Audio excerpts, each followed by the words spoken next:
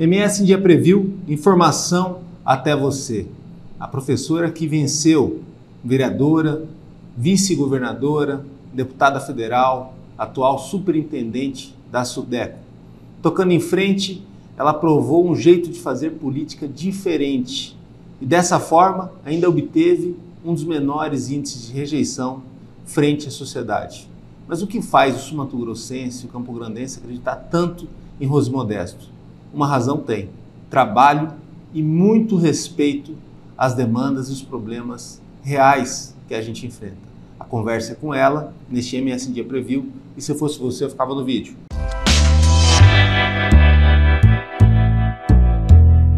Seja bem-vinda. Obrigada. Olha, essa era uma das entrevistas que eu mais sonhei para o programa. É claro que é meu dever trazer todo mundo, Sim. discutir quem tem mandato, quem não tem, trazer vários tipos de pensamento diferentes. Mas a senhora tem uma biografia, tem um portfólio de vida, um portfólio na política, que era muito importante discutir e ter isso registrado aqui, porque esse registro vai estar com os outros registros, né? Sim. E eu quero fazer até na primeira pergunta, a pergunta de boas-vindas. Sim. A senhora tem noção do quanto que a vida da senhora é como se fosse um filme, um roteiro de cinema, algo improvável, algo que tem lá meio que o dedo de Deus em tudo que aconteceu. Eu falo que não é nem o dedo, né? São as duas mãos. As duas mãos, né? Primeiro, eu quero agradecer pelo convite, né? De estar aqui com vocês, falando com todos que nos acompanham aí no site MS Dia, em Dia, né? Uhum. É uma alegria grande poder estar aqui, te reencontrar. A gente tem um carinho, admiração pelo profissional que você é, né? Pela a imprensa, a gente sabe, tem gente que fala, olha, a imprensa é o quarto poder. Eu falo, não, ela é o primeiro, entendeu? Então, uma coisa tão forte como é a comunicação, quando está nas mãos de pessoas sérias e com ética como você, é muito bacana. Danila, a minha vida é muito interessante, né? Porque eu fico olhando e realmente eu vejo, passa um filme na cabeça, né? De onde vem, né? Das origens nossas e onde nós chegamos, né? Esses dias eu estava numa reunião que eu convidei, né? E falei, eu preciso que vocês venham aqui conhecer o trabalho. 4 ministros, né, conversando e eu fazendo uma explanação do projeto que é a SUDECO, que é a Superintendência do Desenvolvimento Econômico do Centro-Oeste, onde eu estou hoje atuando. E de repente eu me vi sentada ali com 4 ministros e eles assim, se colocando à disposição, né, das nossas ideias ali na SUDECO. Então eu falei, gente, isso não tenho dúvida, é algo realmente de Deus na minha vida, né? Claro que Deus ele tem um propósito para cada um de nós, mas a gente também, né, gente? A gente tem que correr atrás e eu sempre fiz isso assim com muita disposição, sabe? Agarrar cada oportunidade, né? E a gente precisa se dedicar. Não tem nada fácil, Danilo. Esses dias eu vi uma frase que faz muito sentido. Escolha o seu difícil e vai com fé, entendeu? Porque tudo é difícil mesmo, né? Tem os desafios, inclusive tudo que é importante, tudo que é bom, né? Tudo que tem valor é difícil, não é fácil, né? Quando for muito fácil, desconfia, né? Mas eu sempre me dediquei muito, trabalhei muito, me preparei ao longo de todos esses anos, né? Comecei como professora em Campo Grande, sou historiadora, bacharel em História, fui dar aula. Durante 12 anos eu estive em sala de aula trabalhando em 8 escolas diferentes aqui em Campo Grande, da rede estadual, da rede municipal. Depois me elejo vereadora e tive a oportunidade de conhecer Campo Grande, né? Foi uma experiência tão bacana. Eu como jornalista, né, acaba tendo uma experiência diferente. Porque eu lembro em 2016, eu estava como editor de política e fui fazer a entrevista de destaque com todos os candidatos. E além dessa entrevista de destaque, a gente tem que fazer uma abertura com a biografia de cada um, né? Sim. E aí tive acesso a um pouco da vida da senhora, né, tal, naquela ocasião. Mas depois, anos depois, eu tive a oportunidade de ir em Fátima do Sul. Né? Terrinha onde eu nasci. Isso. Só que eu fui criada lá em Cuturama, né? Mas então, nasci em Fátima. E visitar Cuturama.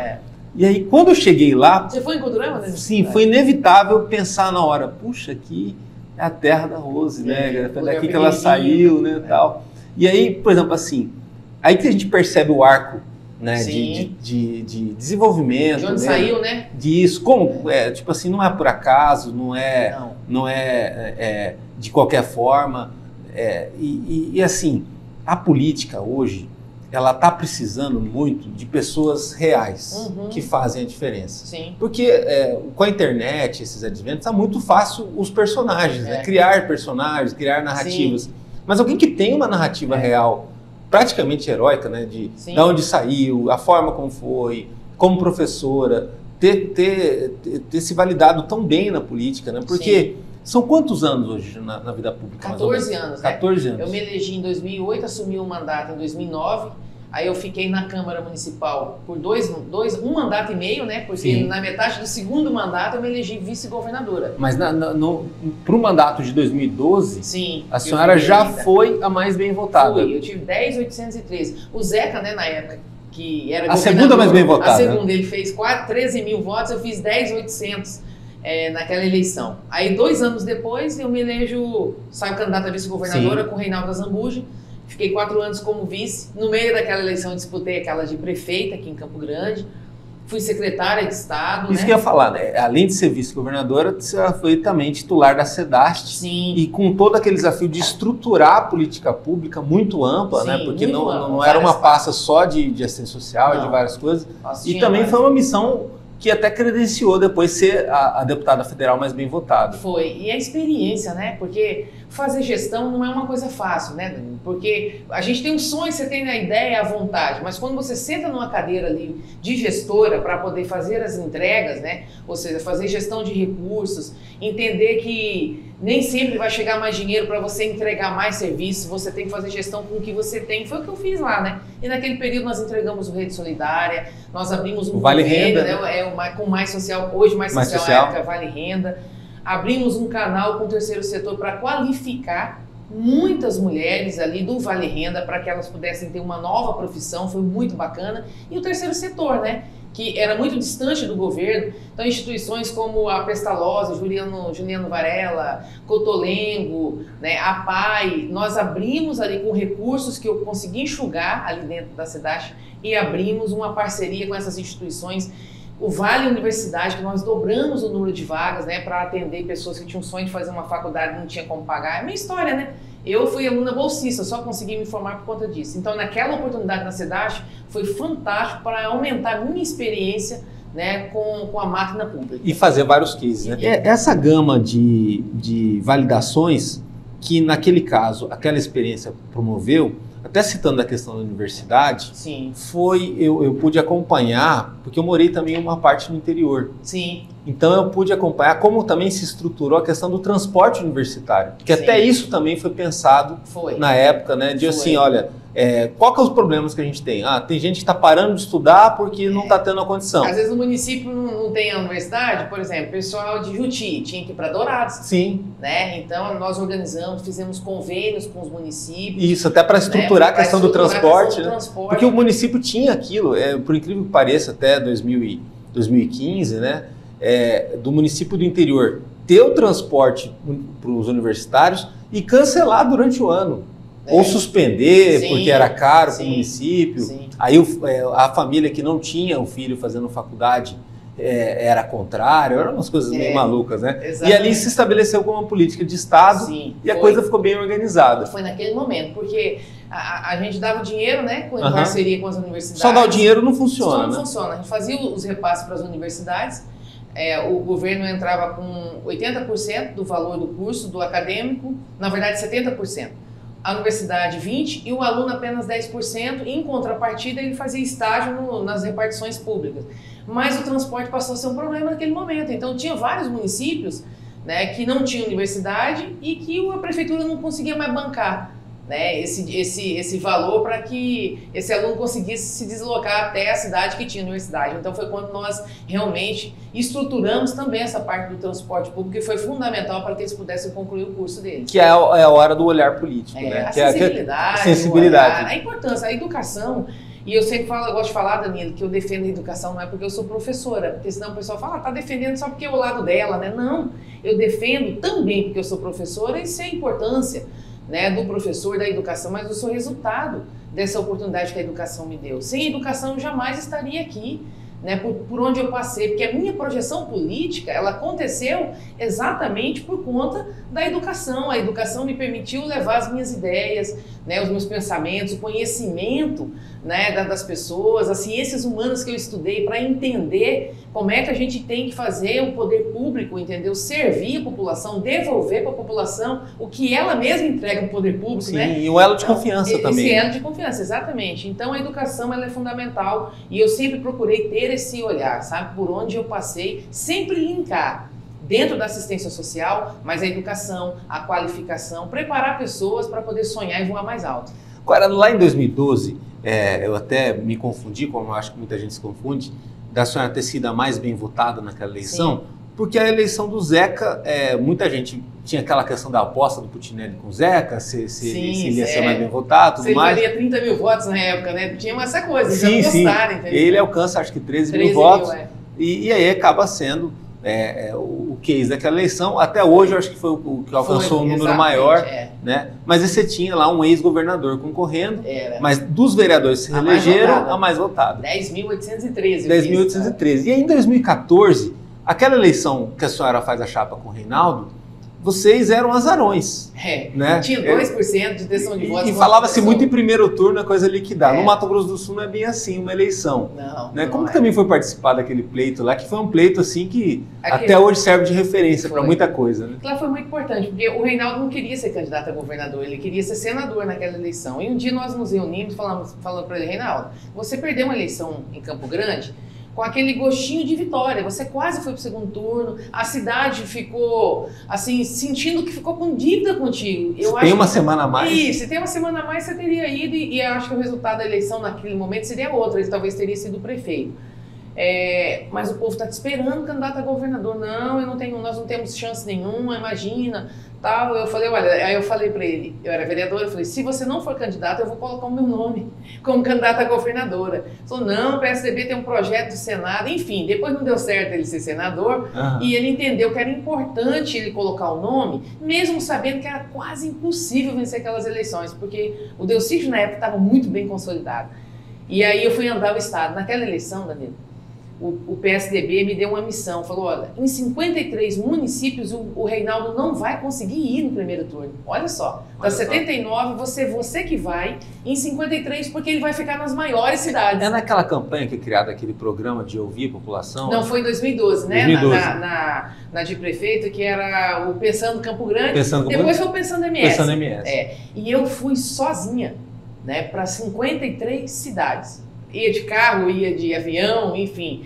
E andei fazendo campanha como vice-governadora. E foi engraçado que em Juti também eu encontrei com a caravana do adversário na época, né? E era uma caravana enorme. Tudo quanto é político, tudo quanto é liderança, né? Isso é um fato interessante de falar. Até pra gente não desistir dos sonhos, viu, gente? E eu tava com 4 pessoas andando naquela avenida de Juti pedindo voto para nós, para o Reinaldo governador e eu vice. Nós paramos para almoçar num posto de gasolina e chegou o Delcídio, que era o candidato a governador, e toda a staff dele, né? Imagina, não vou falar o nome de quem estava, mas era só gente grande, né?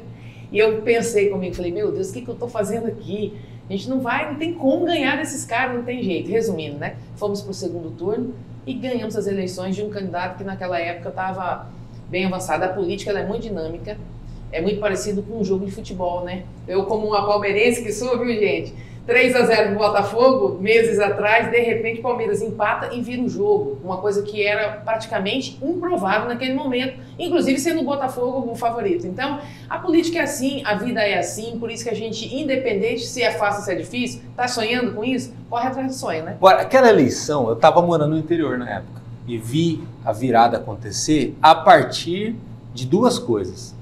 Daquela camada intermediária da população, intermediária eu falo não no sentido pejorativo, sim, mas daquele sul-mato-grossense observador, sim, que ele deixa para declarar o voto na reta final. Mais quieto, mais né? quieto, mais sossegado, né?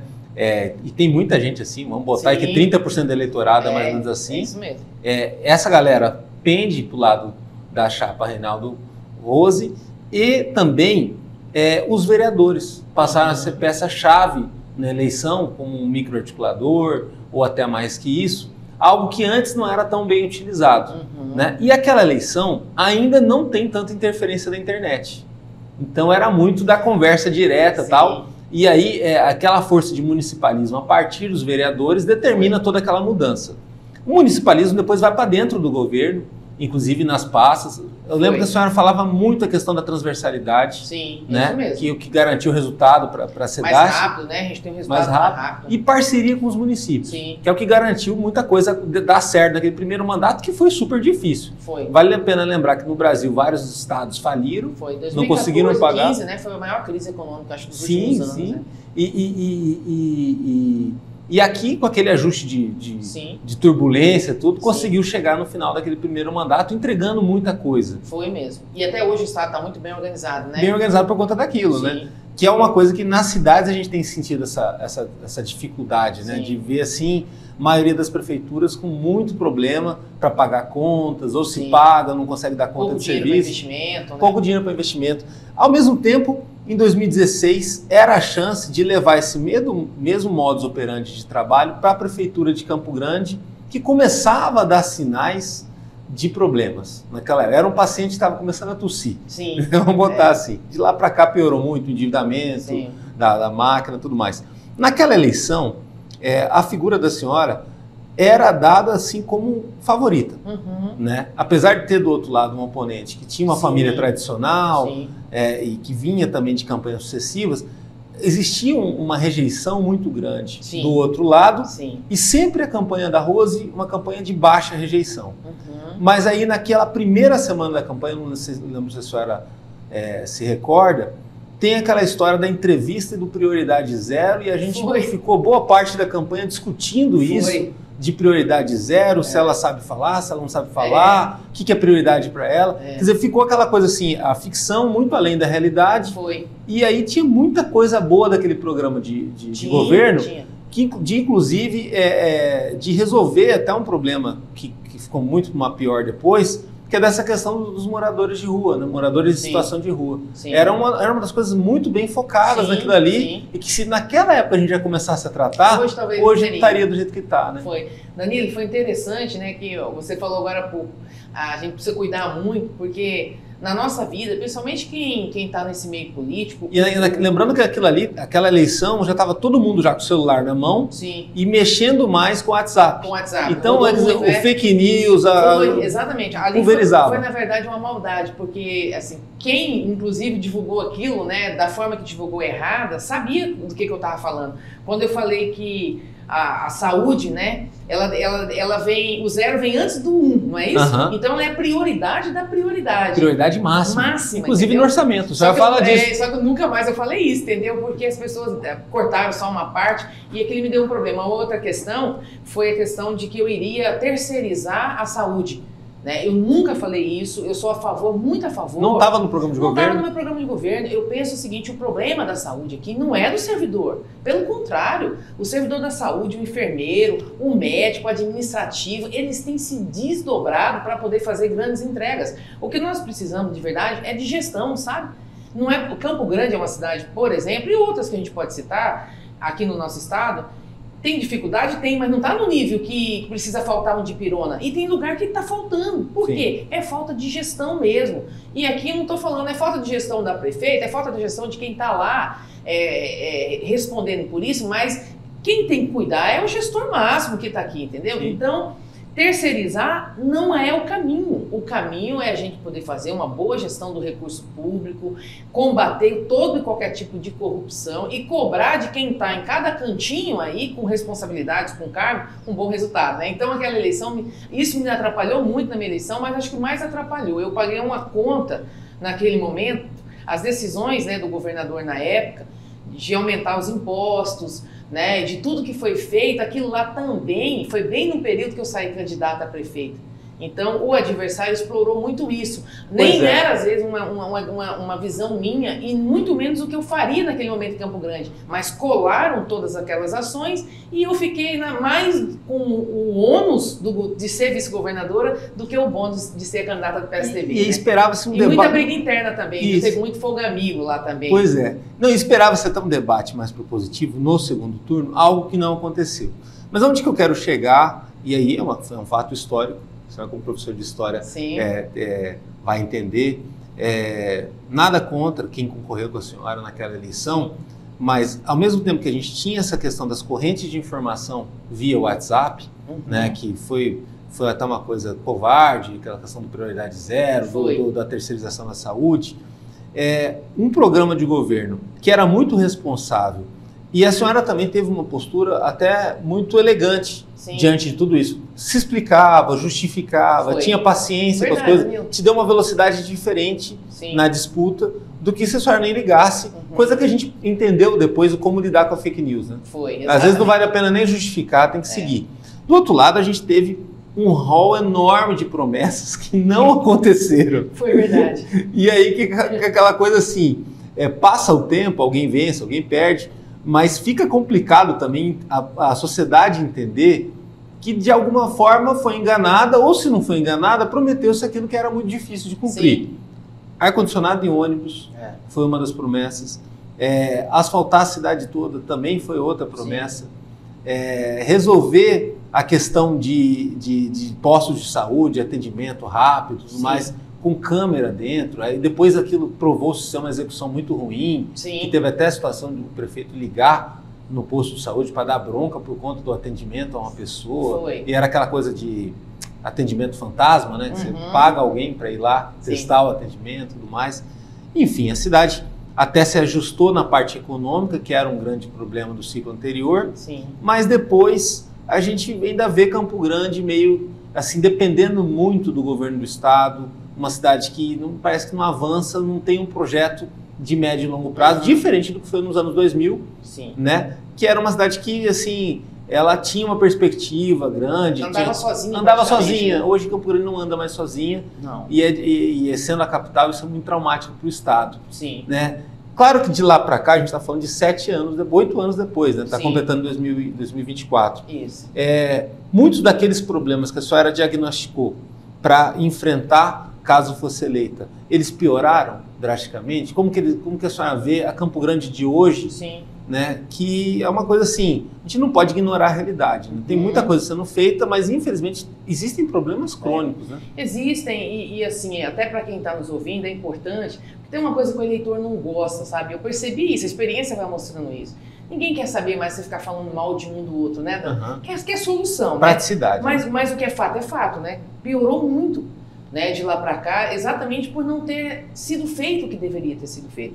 Por exemplo... Assim é na vida da gente, assim né? é na vida da gente. Vamos falar, vou botar ar-condicionado em todos os ônibus, eu não falaria nunca isso como uma promessa. Sabe por quê? Vamos pelo menos colocar ônibus com mais qualidade, né? A senhora falou da pontualidade naquela época. Isso, eu falei, olha... O grande problema é a pontualidade. E continua sendo um grande problema. Nós estamos, inclusive, agora... Acho que é o maior problema. Acho que é o maior problema, o ônibus passar no horário certinho, a pessoa ficar pelo menos num lugar onde está coberto o ponto de ônibus. Então, Rose, qual é a solução para isso? É chamar o consórcio Guaicurus, conversar, gente, nós temos um contrato, né? Vamos lá, vamos fazer as entregas que estão pactuadas aqui. Então, eu acho que esse diálogo e a cobrança, porque o compromisso é do consórcio, mas quem é que fiscaliza o consórcio? Entendeu? Então, somos nós, os agentes públicos e políticos que assinamos, inclusive, né? Que assinaram lá o contrato. Então, piorou sim essa questão do transporte, até hoje não teve melhora. Então, não precisava nem ter colocado o ar-condicionado, era só fazer rodar melhor, com mais qualidade, reformar esses terminais, né? Para ter um pouco mais de segurança também lá dentro, é um problema.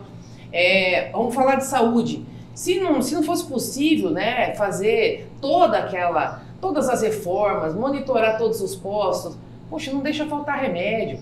Vamos manter valorizando os profissionais de saúde, os de carreira que estudaram, que passaram no concurso, já seria um avanço muito importante. Então, piorou bastante. Acho que essa questão fiscal é a mais preocupante de Campo Grande. E eu tenho estudado bastante, né, procurado ter números, ter dados. Embora nesse ano de 2022 para 2023, né, houve um aumento já de arrecadação, tá? Houve um aumento, muito refis, né, que foi feito. Não é o caminho. Tá? Não dá, porque senão você acaba beneficiando, às vezes, quem não paga em dia e penalizando quem paga. Então tem que ter um equilíbrio, né? Não pode ser 2, 3 refis por ano. Existe uma forma melhor da gente melhorar, de você realmente conseguir melhorar essa questão fiscal. Enxugar a máquina pública, né? Não dá para, em detrimento de você cuidar de ter um número grande de convocados, você penalizar o concursado. Tem uma discussão agora nesse momento aí, né? É uma coisa interessante. Da época que a senhora foi vereadora, e foi uma vereadora muito fiscalizadora, muito combativa, o número de funcionários públicos, contando o número geral, ele praticamente dobrou. Sim. É uma coisa assim assustadora. Hoje a gente tem beira aí 30 mil pessoas 30 mil na folha da Prefeitura de Campo Grande, uma folha astronômica e tudo mais. Esse talvez seja um desafio que o próximo gestor ou gestora vai ter que enfrentar. Né? Tem que enfrentar, não tem jeito, sabe, Danilo? Eu acho que... Não sobra dinheiro para as outras coisas. Né? Não sobra dinheiro para as outras coisas, você tem que trabalhar com menos gente. E também, é o que eu falei, o de carreira é porque ele vai ficar aí para sempre. Vai entrar prefeito, vai sair prefeito. Ele é um investimento da cidade. Ele é o patrimônio que tem ali, entendeu? Então, você precisa dar uma prioridade ao concursado, abrir mais concursos e ir diminuindo, né, essa folha de comissionados. Essa questão da folha secreta é uma coisa que precisa discutir, nós não vamos falar disso hoje aqui, mas eu não sei como é que está. E ela realmente existiu, né? Inclusive virou uma investigação, a justiça está cuidando disso, mas esse tipo de coisa não pode acontecer porque atrapalha muito a capacidade da cidade de investimento. A questão da folha secreta, por exemplo, assim, não sei se a senhora passou pelo governo do estado. Sim. Que vamos botar aí, é um transatlântico. Sim. Que se organizou e está hoje caminhando bem, mas não foi fácil esse ajuste ao longo daqueles 4 anos.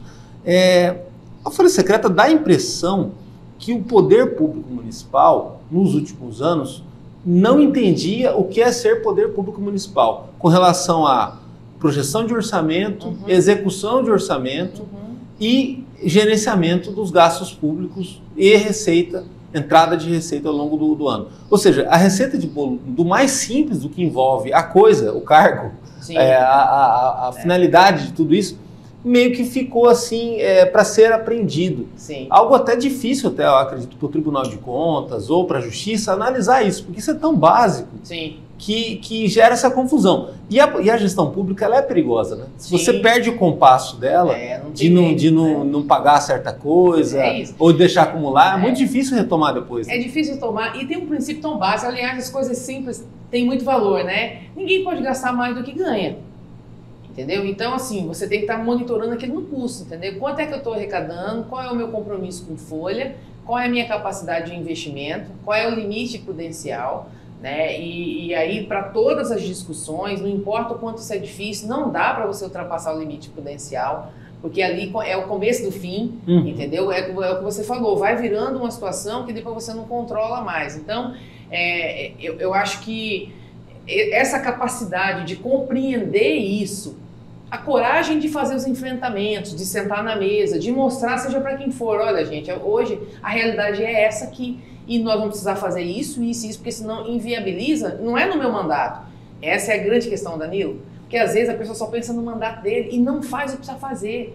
Às vezes você tem que fazer hoje uma coisa que vai dar problema é daqui 10 anos, daqui 8 anos, mas quem está sentado hoje tem que ter essa responsabilidade. Faltou isso, na minha visão, em Campo Grande, e nós chegamos nesse momento. Agora, a cidade é uma cidade que, como eu disse, ela ainda cresce, a arrecadação ainda é grande, né? Nós tivemos, como eu disse aí, um aumento em todos os impostos, aproximadamente um aumento de 15% de forma geral em todos os tipos de impostos, né, em Campo Grande, e isso, inclusive, deu a capacidade aí, né, para conseguir pagar servidor público, aquela coisa toda, entendeu? Então, o que precisa é ter responsabilidade, entendeu? E entender que não dá para resolver tudo de uma vez, então vamos na prioridade, né, gente? Não dá para faltar remédio, entendeu? Eu tenho uma visão, quando falo de infraestrutura para Campo Grande, a gente não pode mais ficar tapando buraco. Porque, na verdade, o buraco você tampa ele hoje, se chover muito, semana que vem ele abre de novo. E nós estamos, isso também virou, né, foi alvo de operação, inclusive. Sim. A operação tapa-buraco teve lá atrás, asfalto. Essa história do tapa-buraco, eu lembro quando começaram a falar mais, já tem aí uns 12, 13 anos. Quer dizer, e não funcionou, né? E aí eu te pergunto, em 12, 13 anos, imagina se tivesse separado, olha, esse ano nós vamos recapear tantas ruas. Entendeu? Inclusive dos bairros, viu, gente? Porque não adianta cuidar só do centro, né? Não adianta você ficar recapeando só as avenidas mais próximas do centro. Os bairros que viraram cidade em Campo Grande, Né? Você vê, hoje o comércio do bairro, ele se tornou mais forte que o comércio do centro, que é um outro problema. A gente precisa cuidar do centro, o centro está morrendo, entendeu? Foi a questão do estacionamento, o Reviva foi uma obra mal planejada, demorou demais. É isso que eu quero perguntar. Depois veio pandemia, então os empresários estão sofrendo muito, entendeu? Então, olha, como vice-governadora e como atual superintendente da SUDECO, a senhora tem como a grande marca olhar para todos os cantos do estado. Sim. Sem fazer diferenciação, claro, dá uma atenção grande para a capital, sim, mas assim, Corumbá tem a sua atenção, a região de fronteira tem a sua atenção, a região de Três Lagoas, o norte, aquela área do Bolsão. Já está em todo lugar e sempre procura atender bem a demanda da região. Campo Grande, não dá mais para olhar Campo Grande a partir do centro, que é onde fica a prefeitura, aliás. Sim. A gente tem que olhar ela como várias cidades, né? E no caso das regiões, ter praticamente um plano de desenvolvimento para cada região. Inclusive tem região aí que é mais complicada, como aquela área do Dom Antônio ali. Sim. Se não tiver uma ideia muito clara de solução para aquilo ali, não vai melhorar da noite para o dia e não vai ser espontânea a situação. Onde que eu quero chegar? A visão da senhora para Campo Grande passa por talvez algo parecido com subprefeituras ou uma forma mais pragmática da prefeitura lidar com as regiões? Porque o Reviva, eu acredito que era visto como faz algo bonito no centro para salvar o centro e os bairros vão acompanhar, de certa forma, o reflexo disso. Uhum. Qual que é o resultado? A gente tem hoje no centro talvez um novo layout de tudo, mas boa parte do que foi reformado ali já está detonado. Sim. Né? Passar pela Rua Barbosa, tem vários daquelas estruturas metálicas ali que estão para proteger ou decorar, já estão danificadas, muito por conta de morador de rua e tudo mais. E também muita loja fechada, por conta da forma como se fez aquilo. Não aguentaram, né? As pessoas não aguentaram esperar. Não aguentaram. E é triste porque é uma área que gera muito emprego em Campo Grande. E nos bairros deu certo porque não teve tanta interferência do Estado. É isso aí. Ou seja, você falou tudo agora, entendeu? Acabou que o poder público atrapalhou. É só não atrapalhar que dá certo. É só não atrapalhar o setor produtivo. Eu sempre falei isso. Seja da empresa, do comércio, da indústria, né, do agro, do rural, entendeu? O agronegócio. Não atrapalha, entendeu? Que vai caminhar e vai ajudar, como tem ajudado no nosso PIB, como tem contribuído, né, com as nossas receitas. Eu penso, Campo Grande já está dividido em 7 grandes regiões. Como gestora, né, a minha visão, eu sempre pensava isso quando discuti Campo Grande, até como governadora, né, porque eu também, quando fui candidata a governadora, eu pensava muito, falei, eu não consegui ser prefeita em 16, se eu for governadora, vou cuidar de todos os municípios, mas a capital é quem recebe todo mundo, a estrutura maior de saúde está aqui, a gente precisa cuidar muito de Campo Grande, né, eu faria isso com certeza como governadora, quem sabe vou fazer como prefeita, disputando a eleição e dando certo. Divide as 7 regiões, coloca uma equipe que vai estar na coordenação da saúde para monitorar tudo que tem de saúde na região norte. Para não ficar muito distante, né? Então o problema, você recebe o problema, um ano depois vem a solução. Pronto, e demora para chegar. Secretaria de Obras, entendeu? Gente, ó, essa equipe vai cuidar da região norte, vai saber como é que tá, entendeu? Se as ruas, se o mato tá muito alto, para a gente cobrar quem tem um contrato. Isso que eu ia perguntar, fica até mais fácil para medir o andamento das coisas. Né?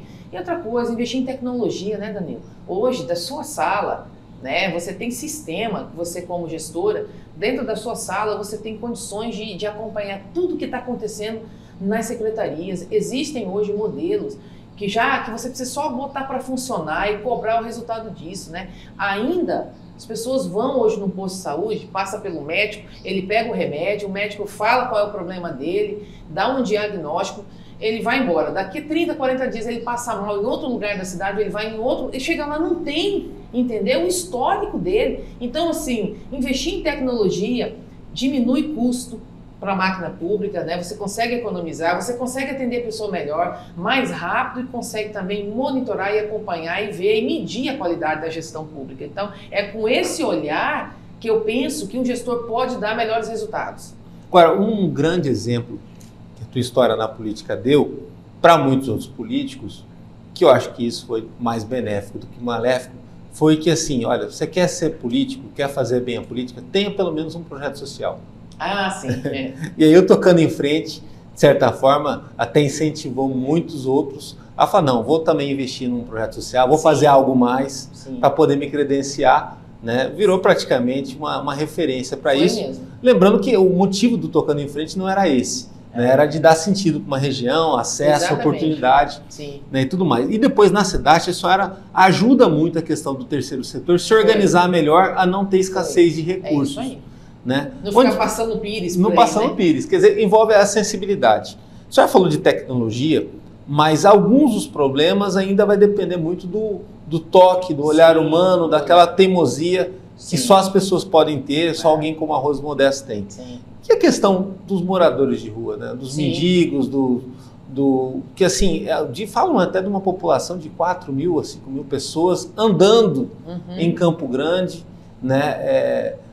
Com muita dificuldade, que eu acredito que quem passa por isso, quanto mais tempo fica nessa situação, mais difícil é se recuperar. Sim. Tem a situação das drogas também. Eu ia falar isso, está muito linkado, né? E parece que é aquela coisa assim que Campo Grande ainda acaba potencializando mais isso, porque a gente tem muitos espaços urbanos vazios e muitos imóveis desocupados. Então aí fica algo terrível para o poder público dar conta. Um grande exemplo disso é aquela rodoviária antiga que é aí no centro, né? Sim. Mas fora isso, você tem aí na área central muito lugar que está abandonado. Não, e daí a minha preocupação com o centro, porque se o centro for perdendo a sua força, né, no comércio, o centro de Campo Grande pode virar o que virou, né, em alguns grandes centros do Brasil, como a Cracolândia, em São Paulo, enfim. Então a gente precisa cuidar. Ainda dá tempo. Ainda dá tempo, mas precisamos ter muita atenção e socorrer os nossos empresários, comerciantes, fazer uma discussão do que nesse momento, entendeu? É a questão do imposto, é a questão do estacionamento, como é que a gente faz? Precisamos atrair as pessoas um pouco mais para o centro, entendeu? Enfim. Modernizar a venda também, né? Exato, porque, assim, que é possível, né? Porque falam até em dropshipping, alguma coisa assim, você pega assim, quem está dando certo ali é quem veio de fora. É quem veio de fora. Chinês, coreano, eles vêm com outra estrutura de vendas, de estoque e tudo mais. Né? Então tem esse olhar, conversar bastante com a associação comercial, com a CDL, ter essa parceria junto, né?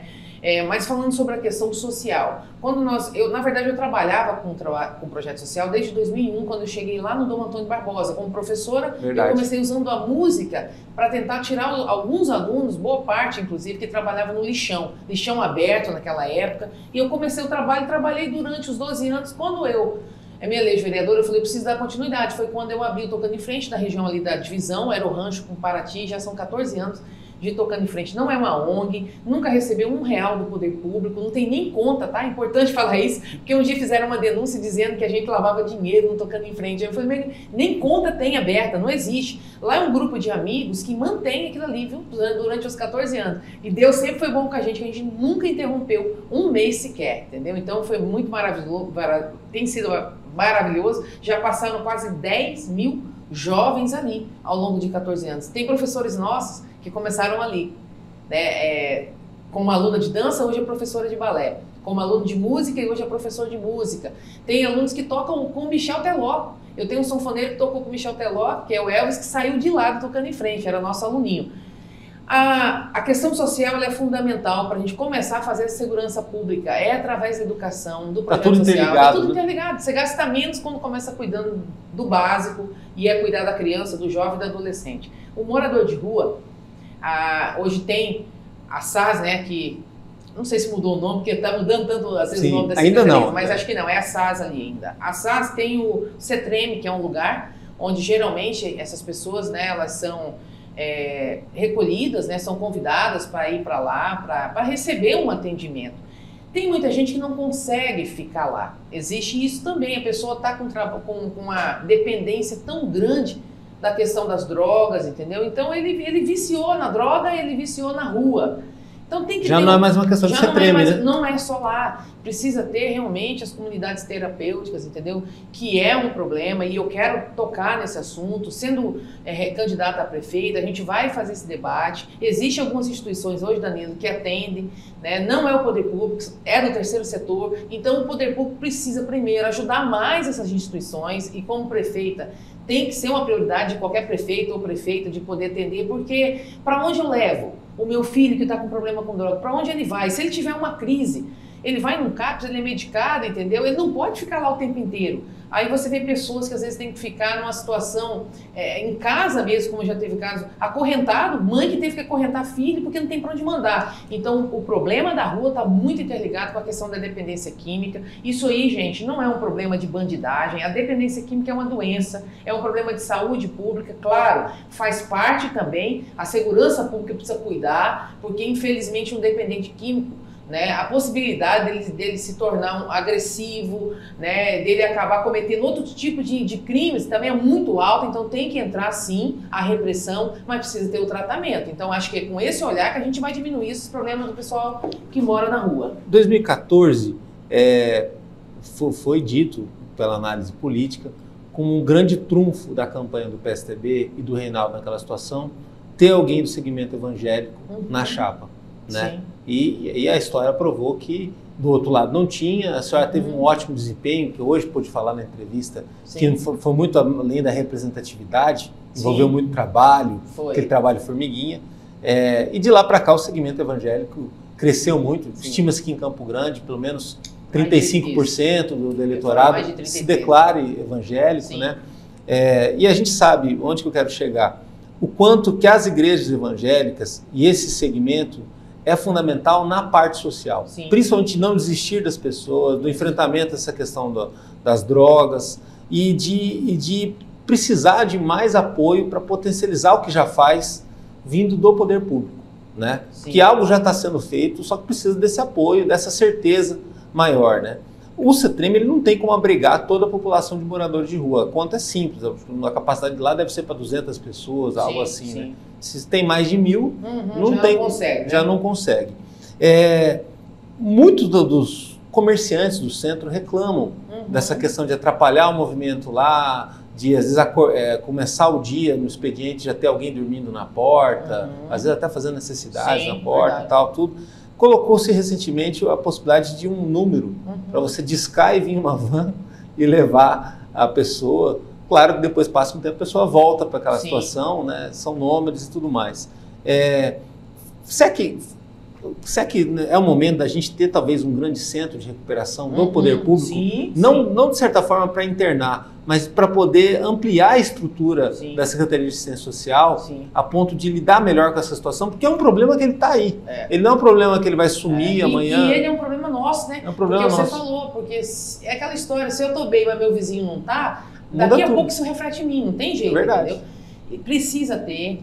Eu penso que o governo do estado, governo federal e o município, né, como eu falo da transversalidade, os três entes federados conversando, buscando, né, recursos para se criar essa estrutura maior. E trabalhar igual a história que foi do universitário, né? Olhar o problema nos seus vários ângulos, né? E enfrentar aquela coisa de verdade. Né? Nós vamos fazer isso, porque Campo Grande é uma capital que tem hoje aproximadamente pouco mais de 900 mil habitantes, mas que cresce bastante.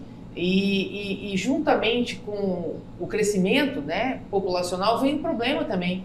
Se até quando chega o progresso, chega o problema, né? A gente fala da bioceânica, que está chegando aí, que vai ser maravilhosa, que vai dar uma oportunidade para o Mato Grosso do Sul atrair muitas indústrias, empresas que vão querer se instalar aqui, porque a partir daqui, para ir para fora, é muito mais barato o produto, a exportação.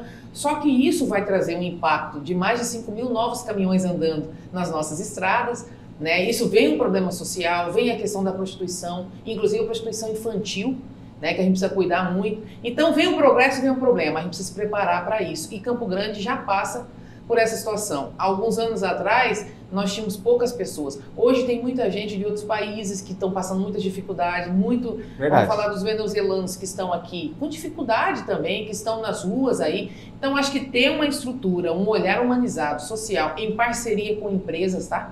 As grandes empresas, olha, nós estamos aqui, nós vamos tratar essa pessoa, nós vamos cuidar dela, mas a gente precisa encaminhar ela para o mercado de trabalho, para que ela tenha condições, né, de ter sua casa. E uma outra questão é assim, tem muita gente também, Danilo, que vem de outros estados, que são moradores de rua de outros lugares.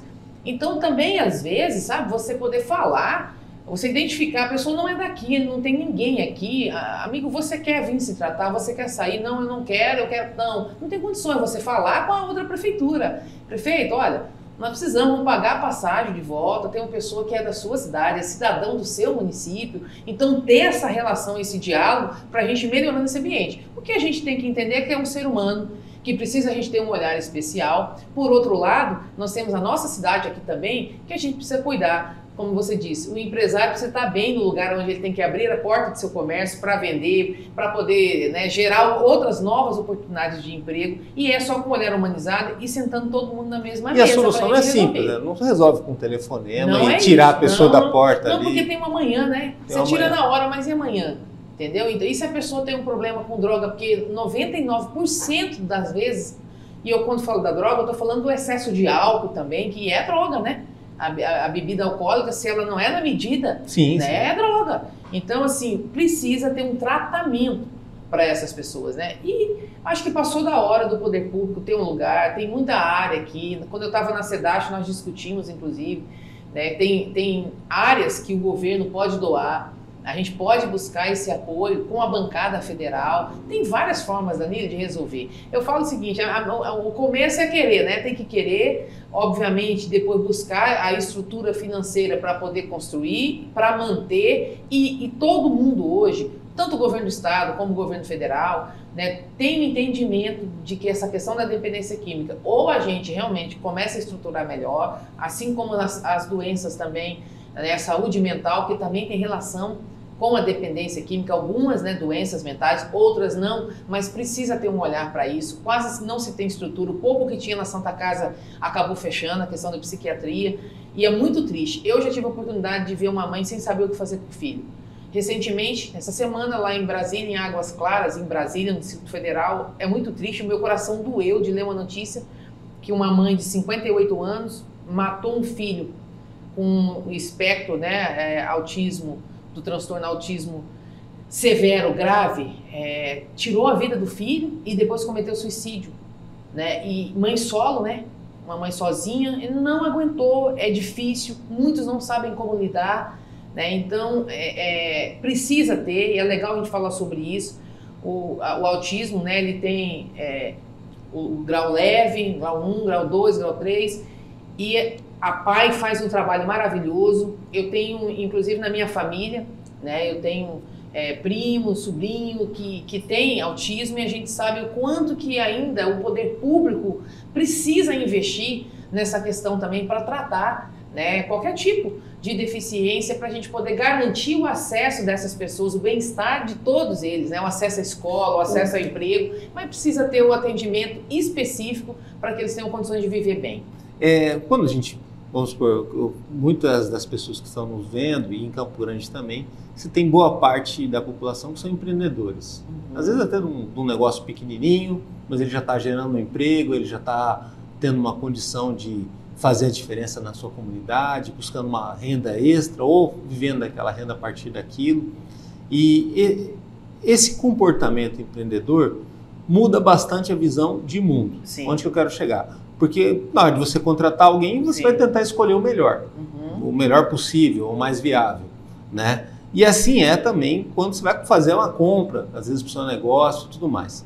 Infelizmente, o cidadão que não tem essa visão, ele fica propenso a ver a eleição como uma festa, um oba-oba, às vezes até se abstém de votar. A gente tem números altíssimos de gente que desiste de votar em Campo Grande. Sim.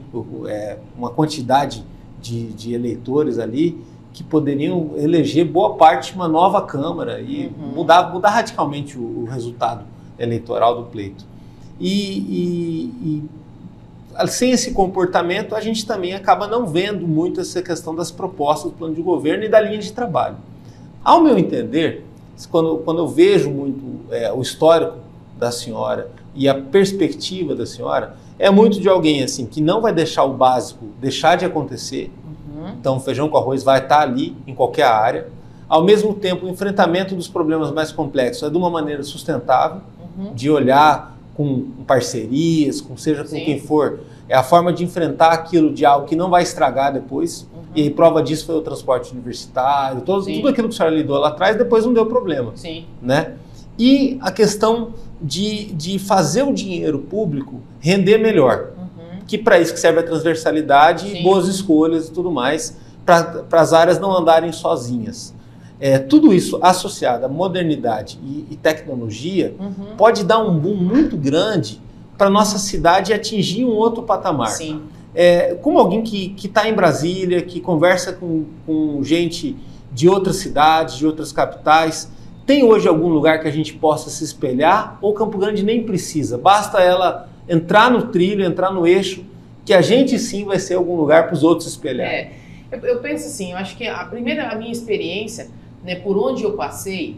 Passou por muita coisa, né? Professora em Campo Grande, vereadora. Projeto social, projeto social do Antônio. Tudo quanto é lugar. Conhecer a cidade é fundamental. Eu conheço Campo Grande muito bem, né, pelo meu trabalho aqui durante todos esses anos. Depois vice-governadora, secretária de Estado, deputada federal, né, e hoje superintendente, fazendo gestão, né, de mais de 10 bilhões no ano de 2023 na região centro-oeste inteira, parte disso aqui no Mato Grosso do Sul, e com um olhar muito especial na capital, mais de 2,5 bi foi para o nosso estado. Então essa minha experiência, conhecendo hoje também, me relacionando com o governo federal, que é importantíssimo para que a gente tenha condições sim, sabe, de fazer Campo Grande...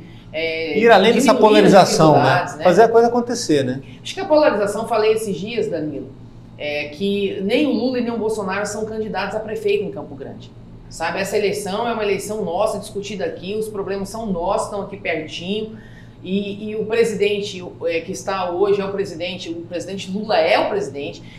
Quem concorda, quem não concorda, o momento de discutir isso de novo é 26, e o prefeito, a prefeita tem que ter capacidade de dialogar com todo mundo, de ser recebido pelo presidente, de buscar os ministros para ajudar a cidade, entendeu? Porque é um trabalho que um estadista precisa fazer com esse olhar para o bem da população. A questão ideológica, partidária, isso é lá na hora do voto. Ninguém precisa mudar o pensamento, gente. Só que, olha, um político, um gestor, ele não pode deixar de ir numa agenda com um presidente só porque ele não votou naquele presidente. Eu não apoiei o Lula, todo mundo sabe disso, não é segredo, e eu fui escolhida exatamente pela minha competência, pela minha experiência, pela minha capacidade de fazer uma boa gestão.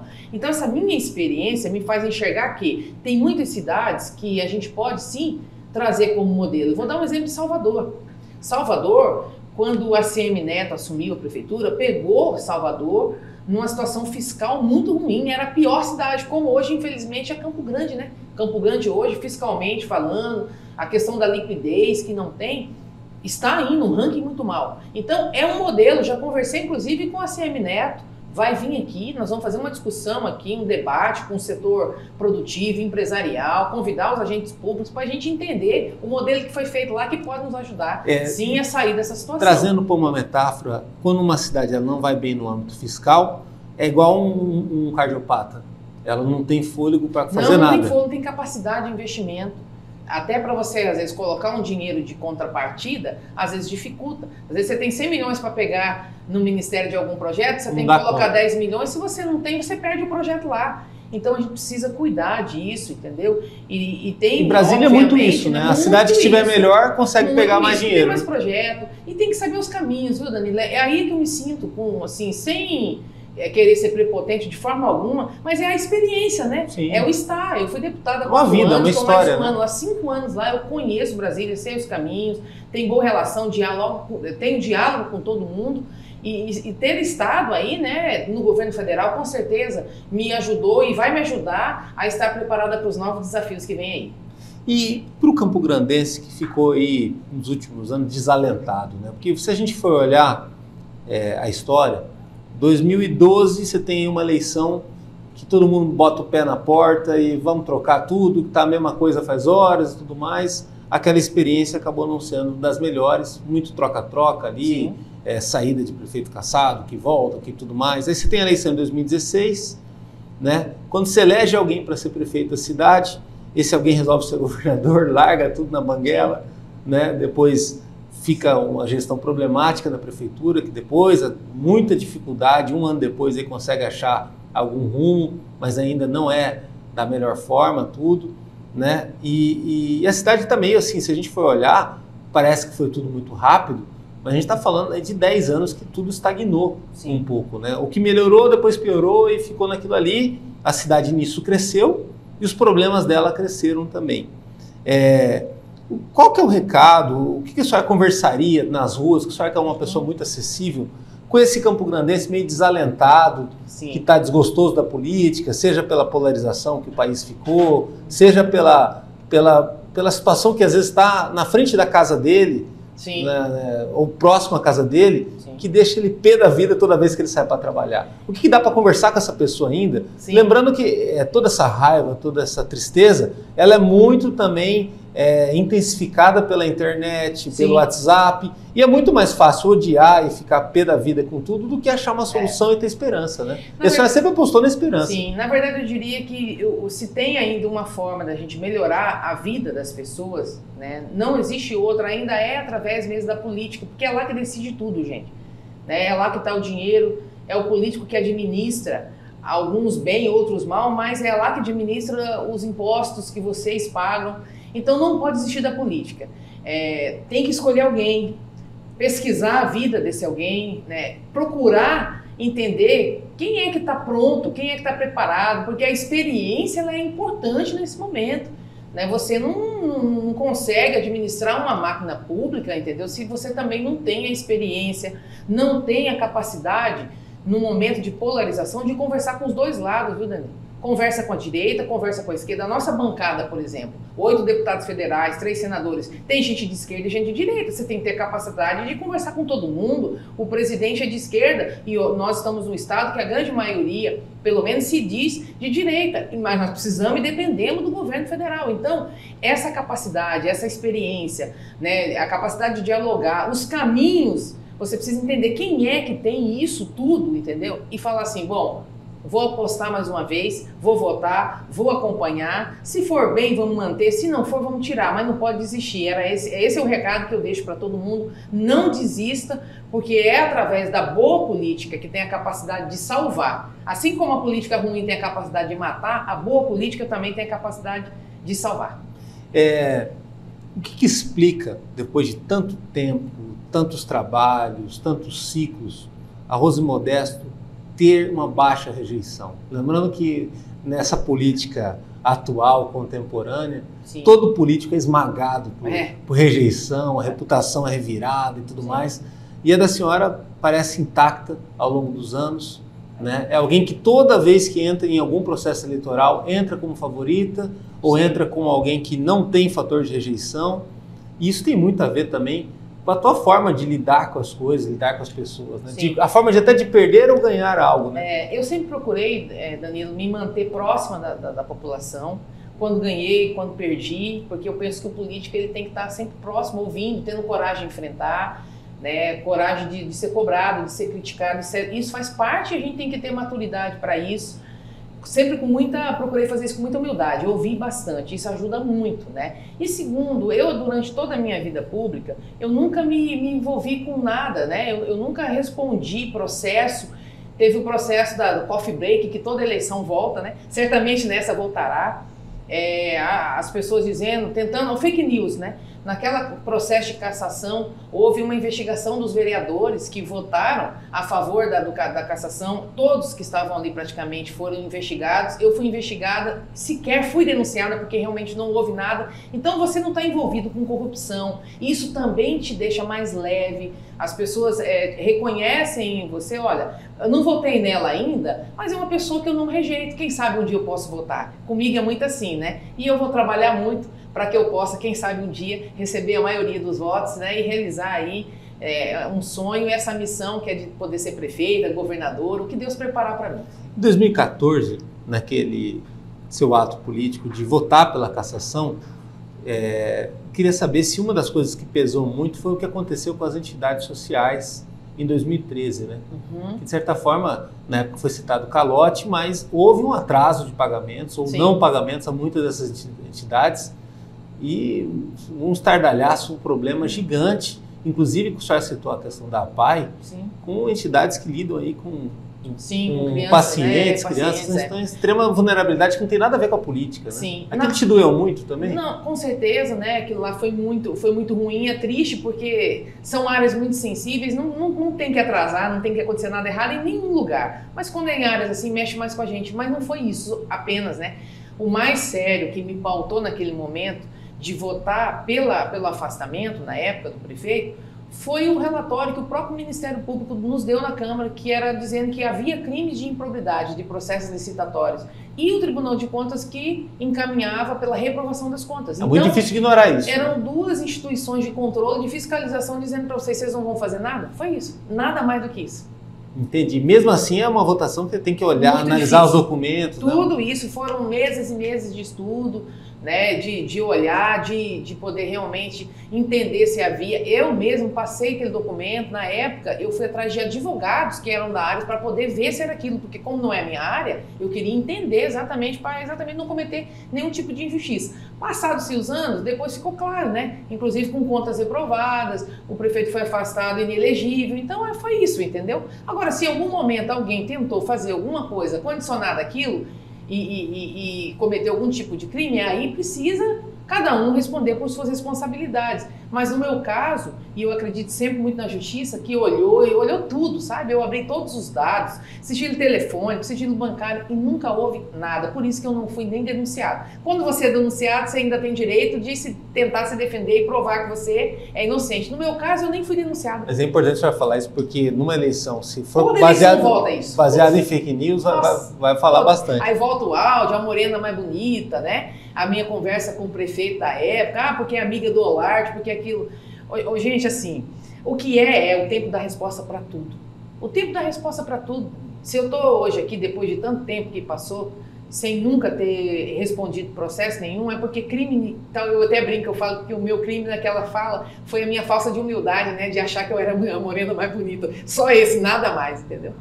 E outra, a questão da educação também, que a senhora tem com todo mundo, né? Seja com quem fosse o prefeito da época, com o governador, com o jornalista, e aquilo foi uma brincadeira, cidadão. Né? Uma brincadeira que eu, inclusive, nem faria, né, num lugar público, em respeito, inclusive, às pessoas, né? Mas ali eu estava conversando com uma pessoa, né, no telefone, fiz uma piada, uma brincadeira que, como você disse, a fake news, e por isso que é um crime que deve ser muito combatido, e essa eleição vai ser muito, até porque agora com a inteligência artificial, você imagina... Pode até criar voz, a pessoa... Vai ser uma loucura essa eleição. Só que a polícia vai também para cima, eu estou acompanhando bem o que estão discutindo aí dentro do E a gente precisa de uma agência de checagem, vai ter, o Ministério da Justiça tem pautado, tem discutido, debatido isso com os estados, e quem cometer esse tipo de crime vai responder também de forma muito dura. Agora, na política, se tem uma característica que as pessoas respeitam muito, valorizam muito, ainda mais se for a mulher, é a autonomia. Uhum. A senhora, por escolhas, provou a sua autonomia com o passar dos anos. Provou cada vez mais, inclusive na saída do PSDB. Sim. Não que sair do PSDB seja bom ou ruim, mas era um exercício de autonomia, sim, de validação, sim, da sua forma de fazer política, de escolhas e tudo mais. Em Brasília, a senhora foi uma bandeira muito forte como deputada federal com relação à valorização e respeito ao espaço da mulher na política. A gente sabe que isso é muito complicado. Uhum. Tem câmaras municipais que quase não tem mulher. Campo Grande só tem uma hoje. Mas teve cidade do interior, né, na última legislatura que não tinha mulher, sendo que as mulheres elas são mais da metade da população. É inacreditável ter isso.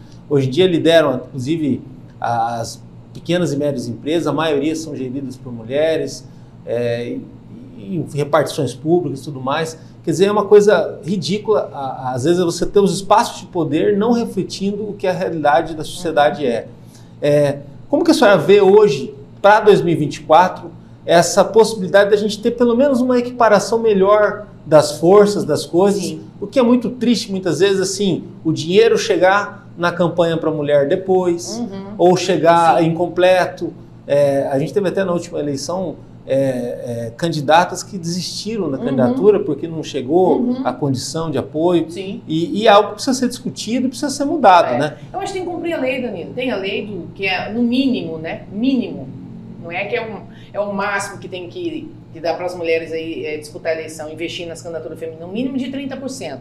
Tem que cumprir isso, fazer chegar o recurso na hora certa, né? Preparar também essas mulheres. Tem muitas mulheres que estão começando que precisa, né, de uma preparação, uma qualificação, explicar como é que faz uma eleição, do ponto de vista jurídico, contábil, do ponto de vista político, né? Ou seja, organizar essas são muitos detalhes, são muitos detalhes. Organizar isso, colocar o recurso, né, o material que ela precisa trabalhar, entendeu? Isso tudo pode fazer as mulheres terem resultados mais positivos, né? Eu defendo assim, eu não acho que ninguém tem que votar em mulher só porque é mulher, não é isso. Até porque se a mulher não for preparada, se a mulher não tiver bem intencionada, você tem que votar em alguém que seja melhor do que ela, entendeu? Agora, ninguém pode deixar de votar numa mulher também porque é mulher. Então a gente precisa quebrar isso, sensibilizar, tocar nesse assunto, estruturar melhor, né, essas candidaturas, convidar a mulher, filiar mulheres, incentivar, motivar, né, e dizer, olha, a política também é um lugar para você. Eu acho que se todos os partidos fizerem um trabalho em conjunto com essa visão, a gente aumenta muito a representatividade de mulheres, tanto no legislativo como também no executivo. E a senhora foi uma professora que se tornou vice-governadora, não porque é mulher, mas muito pelo que fazia já no âmbito social e também do engajamento político. Né? A história que tinha, o trabalho prestado, né, o perfil, a vontade, mas tudo isso começou porque eu tive coragem de ir. Né? Então precisa realmente colocar o nome. Tem muitas mulheres fazendo grandes trabalhos aí que ninguém conhece, né? E que as pessoas adorariam tê-la como representante. Então às vezes tem que vir, filia no partido, vai lá e se coloca à disposição. E o União Brasil? Também foi um desafio estruturar melhor esse partido, que é uma marca que em nível nacional está muito bem, né? Mas no âmbito regional precisa ir passar por um momento de protagonismo. De repente 2024 vai ser essa hora, né? Vai ser essa hora. Nós vamos ter candidaturas próprias em vários municípios, né? Vamos ter muitos candidatos, centenas aí de candidatos a vereadores. A ideia é fazer uma quantidade aí, pelo menos uns 200 vereadores no estado inteiro. E quem sabe a gente tem a capacidade de eleger aí pelo menos uns 5, 6 prefeitos, né? Dos nomes que a gente está hoje organizando. Então o partido vai crescer certamente nessa eleição de 2024 e com condições, né, de ter uma pré-candidatura aqui em Campo Grande na eleição para a prefeitura, né? Então eu estou muito motivada, já organizamos todas as executivas no estado inteiro e tenho certeza que o partido vai estar pronto para contribuir com o Mato Grosso do Sul. E é legal, por exemplo, nesse sentido, a gente lembrar que toda a linguagem que a senhora falou de política, de forma de trabalhar, tem muito a ver com o partido também. Sim, com certeza. É a mesma linguagem, centro, a mesma linha, né? Tal. União Brasil é um partido de centro que tem assim, em suas pautas mesmo, entendeu? Esse equilíbrio das discussões, o que é importante, não importa, né, se é uma pauta que a esquerda se considera dona dessa pauta, é importante para a população, para o povo, a gente tem que votar, tem que apoiar. É da direita, não, a direita que defende isso, mas é importante para a população, acabou. Então o partido, e eu não estaria num partido diferente, sabe? Eu acho que o equilíbrio na nossa vida ele é importante para tudo, e eu repito, sem precisar ninguém abrir mão das suas ideias, mas na hora que você vai votar, na hora que você vai decidir no cargo executivo, o maior interesse não tem que ser o partidário e nem as questões ideológicas, né? As questões ideológicas e partidárias têm que ficar abaixo, né, dos interesses da população, seja de Campo Grande, do estado ou do Brasil. Perfeito, muito obrigado. Obrigada a você pela oportunidade. Ter tido a senhora na MSD. Obrigado. E acompanhe o nosso trabalho no www.msndia.com.br. Lá no YouTube tem os cortes, entrevistas completas, também muita coisa no Instagram e no Facebook do MS Dia. Até a próxima.